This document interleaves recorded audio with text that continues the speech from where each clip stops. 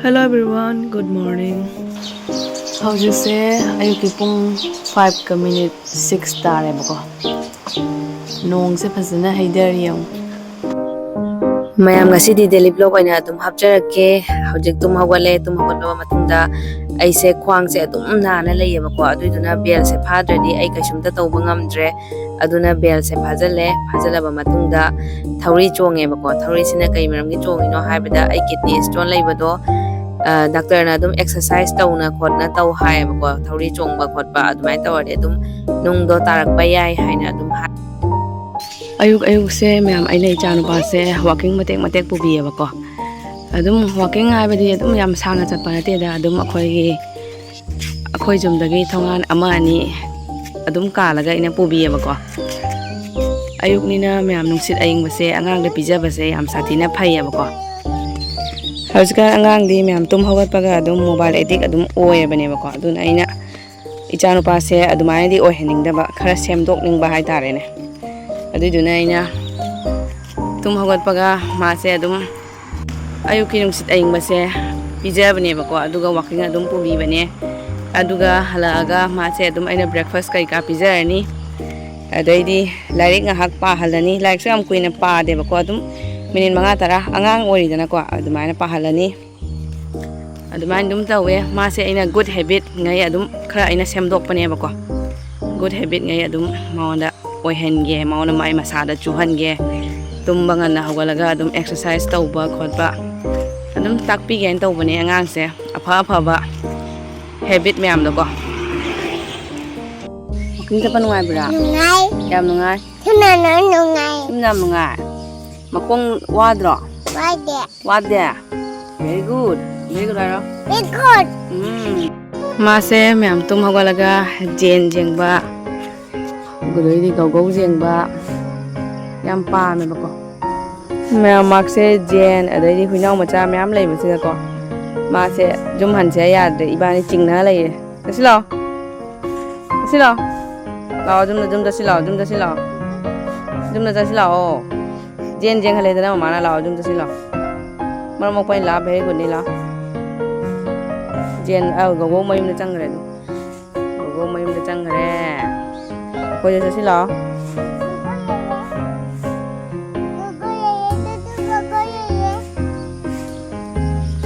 Main macam kare, kau main macam kare, lah halah sila.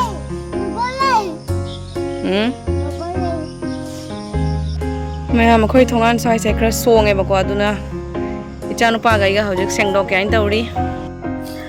Hawjikti mayam nungsa su am sarabanina lin kang su am la thoe bako aduduna adum songjalak pase nahanong mama su gate tagi adlina chauba sangwa ma change bako aduduna ina ki dana layegi masa kai ka mayam su loi puna ma kathatle aduga napi kai ka songjalai ba khochalai ba mayam su loi puna ma sengdo e ba ngasidi ko ichanu paga iga tumba su ngasidi ngan na hogatle aduduna thabak kai ka su ba khotpa khra nangini aina ko aduduna napi kai ka se ngasidi loi na pandat lage swai se sit nanhal lage bako ado ngasidi nongti su am mange nong tagadaba mong male ko nong se targadaba male aduna ina prap Sengdokpa en tawbani amung nong khata sala di pharak tartroba adugini ichanu pasu aina tawise ma nakanda phamga yeng na lai ne ko ma su sumjit chitke thang paige sini ma na ngona tawise ko ma su manungai amani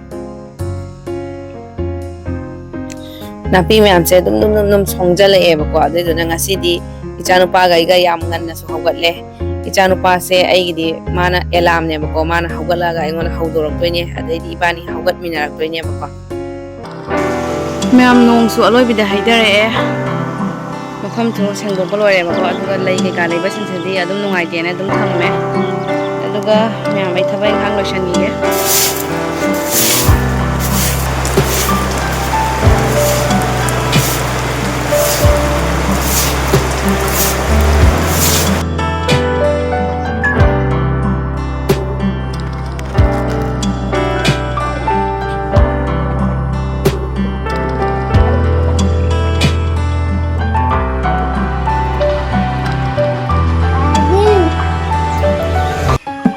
Papa, get hango.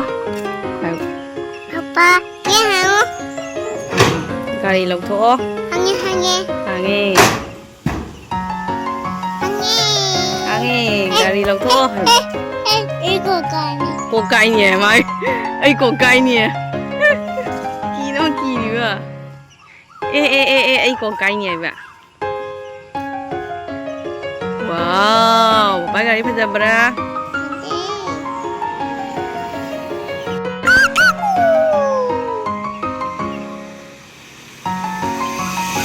Ba gari lꯧꯊꯣꯛꯈꯤꯗꯣꯔꯦ. Gari dong. Ba nang driver kadaino hong? Driver di kadaino hong? Never kano. Gari thobagi. Napi. Driver kadai. Never kada. Chakhare.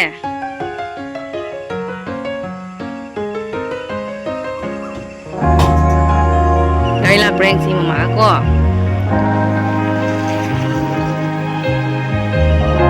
Ba chakhare.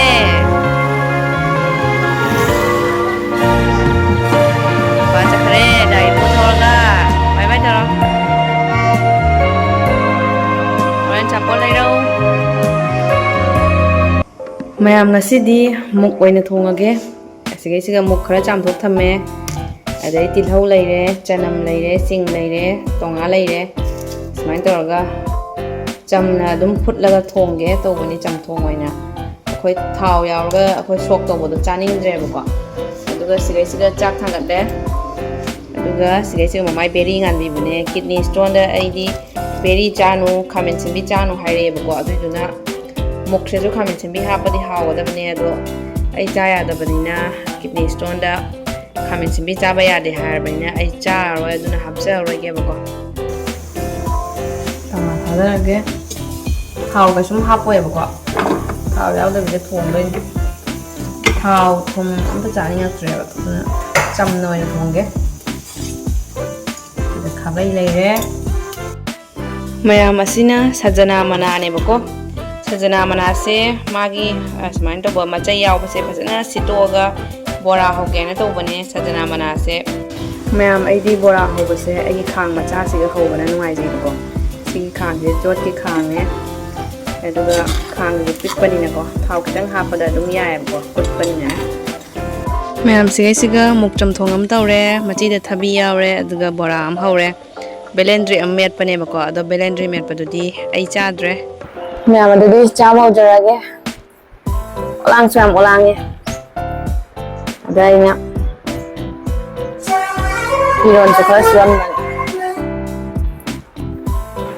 washing machine da iron se khara suam mane ba ko na ngai di nongthi adum mangna lei ba ko nungsa lo phajana jak laung sa de ba aduduna ngasi di nungsa se am phajana sare aduna mongpak pida angang khangau khre kai ka na subi ge ang tawman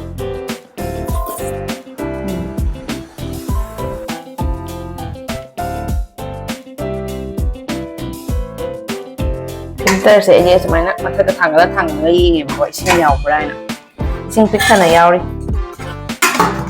mathakta yawde so makhada pikthana yaw man ko aina mo haijan bada ising je loi pathadoi ni ba ko aduduna ai thangla yi ni ado ising khara lumgige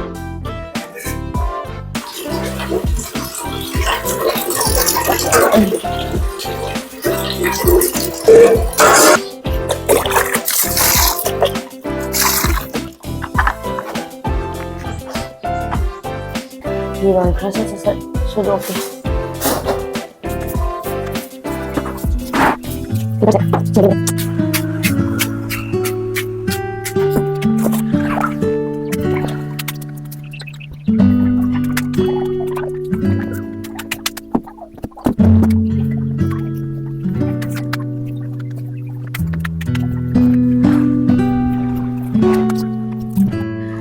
mayam hawjekse nungsa khara haidare sanda tasalakdore ba ko hawjekse nong piti tabrina ai gi gamla se angauba su oibanina ngaitana mot le ba ko ngasi sengdo ani nongalaga nong targa adum mot na leramgani gamla se angauba ka oire ado hawjek ai gamla myam se sengdo kaina tawbane aduga napi macha hawriba myam su adum sengdo kaina tawbane ba ko aduga aina lagi gamla gi makhada stand thamise Flipkart ge na logi bane ba ko ado quality yamna pharame ba ko ado se khatang ne me ba ko khatang awang ba oirati adum ꯅꯨꯡꯉꯥꯏꯒꯗꯕꯅꯦꯕꯀꯣ ꯑꯗꯣ ꯑꯩꯅ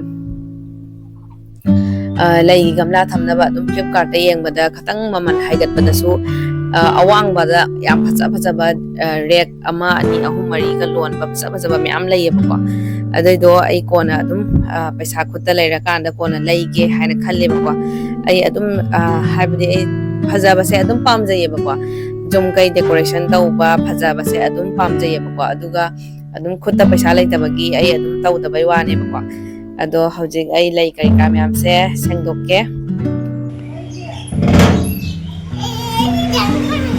ꯍꯪꯉꯣꯏ ꯑꯃ ꯂꯩꯔꯝꯃꯦ ꯑꯣꯖꯥꯗꯣ ꯈꯪꯕ꯭ꯔꯣ ꯅꯪꯁꯨ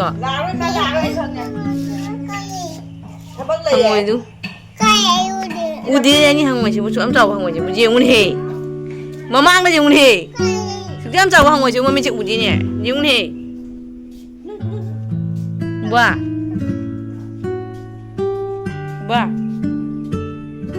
bro ꯂꯪꯇ꯭ꯔꯤꯛ ꯂꯪꯉꯦ ꯃꯌꯥꯝ ꯍꯧꯖꯤꯛꯇ ꯌꯦꯡꯕꯗ ꯅꯨꯡꯉꯥꯏꯔꯦꯕꯀꯣ ꯑꯁꯤꯒꯤ ꯂꯩꯒꯤ ꯒꯝꯂꯥꯁꯤꯁꯨ ꯑꯩꯅ ꯐ꯭ꯂꯤꯞꯀꯥꯔꯠꯇꯒꯤ ꯂꯧꯕꯅꯦ ꯀ꯭ꯋꯥꯂꯤꯇꯤ ꯌꯥꯝ ꯁꯥꯊꯤꯅ ꯐꯔꯝꯃꯦꯕꯀꯣ ꯅꯨꯡꯁꯥꯗꯒ ꯂꯩꯔꯤꯁꯦ ꯍꯧꯖꯤꯛꯐꯥꯎ ꯆꯦꯈꯥꯏꯅ ꯈꯣꯠꯀꯥꯏꯅ ꯀꯥꯏꯕ ꯈꯣꯠꯄ ꯀꯩꯁꯨꯝ ꯇꯧꯗꯦꯕꯀꯣ ꯑꯗꯣ ꯑꯩꯒꯤ ꯕ꯭ꯂꯣꯒꯁꯦ ꯃꯌꯥꯝ ꯁ꯭ꯋꯥꯏꯁꯤꯒ ꯂꯣꯏꯁꯤꯜꯂꯒꯦ ꯍꯧꯖꯤꯛ ꯋꯥꯏ ꯁꯤꯠꯆꯜꯂꯒ ꯏꯔꯨ ꯃꯥꯏꯊꯔꯒ ꯁꯟꯗꯥꯒꯤ ꯂꯥꯏ ꯊꯝꯃꯤ ꯊꯥꯅ ꯈꯣꯠꯅ ꯑꯗꯨꯝ ꯇꯧꯔꯅꯦꯕꯀꯣ ꯑꯩꯒꯤ ꯕ꯭ꯂꯣꯒꯁꯦ ꯕꯥꯏ ꯕꯥꯏ ꯁ꯭ꯋꯥꯏꯁꯤꯒ ꯂꯣꯏꯁꯤꯜꯂꯒꯦ